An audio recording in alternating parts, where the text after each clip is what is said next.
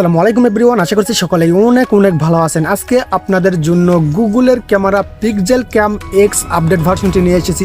তো গাইস, এই জিকামটি দিয়ে আপনারা এলএমসির মতনই কনফিগ ফাইল ইম্পোর্ট করে ফটোগ্রাফি করতে পারবেন। এই জিকামেও কনফিগ ফাইল সাপোর্ট করে। তো গাইস, এলএমসি ক্যামেরা অন্যান্য জিকাম যাদের ফোনে সাপোর্ট করে না, তারা এই জিকামগুলি ইউজ করে এলএমসি থেকে বেটার কোয়ালিটির ফটোগ্রাফি করতে পারবেন। তো গাইস, বেশি কথা আবার আপনাকে কিভাবে কনফিগ ফাইল সেটআপ করবেন আপনাদেরকে মোবাইল স্ক্রিনে গিয়ে দেখিয়ে দিচ্ছি। মোবাইল স্ক্রিনে যাওয়ার আগে আপনাদের কাছে ছোট্ট একটি রিকোয়েস্ট থাকবে, ভিডিওটি ভালো লাগলে অবশ্যই ভিডিওটিতে লাইক দিয়ে চ্যানেলটি সাবস্ক্রাইব করে দিবেন। আর আপনি যদি ফেসবুক পেজ থেকে ভিডিওটি দেখে থাকেন তাহলে অবশ্যই পেজটিতে ফলো দিয়ে ভিডিওটি শেয়ার করে দিবেন। তো গাইস, কিভাবে কনফিগ ফাইল সেটআপ করবেন আপনাদেরকে A to Z process mobile স্ক্রিনে গিয়ে দেখিয়ে দিচ্ছি। মোবাইল স্ক্রিনটিতে লক্ষ্য রাখুন। অলরাইট গাইস, আমি চলে আসলাম মোবাইল স্ক্রিনে। GCam config file download complete হয়ে গেলে জাস্ট আপনারা GCamটি ইনস্টল করে ওপেন করবেন।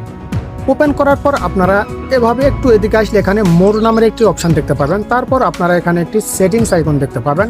সেটিংস আইকনের উপর টাচ করবেন।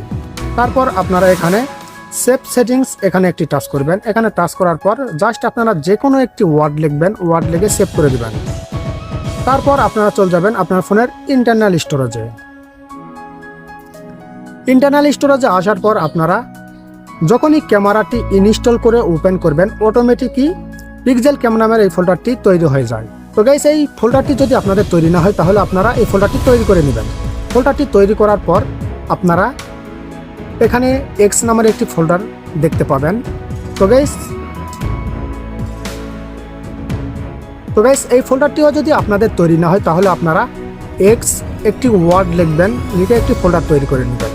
ফোল্ডার তৈরি করার পর জাস্ট আপনারা যেই কনফিগ ফাইলগুলো ডাউনলোড করেছেন ওই কনফিগ ফাইলগুলো কপি অথবা মুভ করবেন। মুভ করার পর জাস্ট আপনারা এই ফোল্ডারটির ভিতরে এনে রাখবেন।